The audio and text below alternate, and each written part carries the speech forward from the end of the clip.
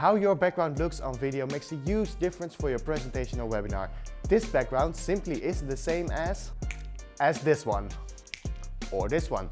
As you can see, lighting and color makes a huge difference on how the audience perceives you. Most importantly is to make sure to tidy up whenever you're at home or at the office. You don't want people to get distracted by the mess.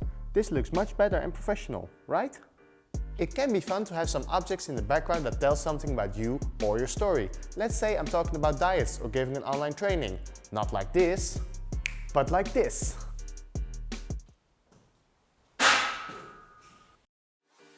Adding branding to the setting is something you want to consider.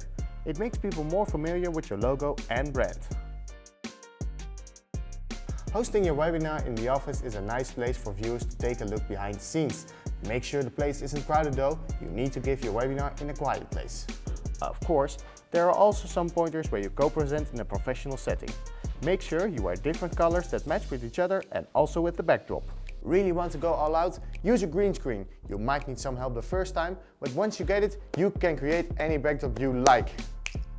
I hope this inspires you to go crazy with your background in your next webinar.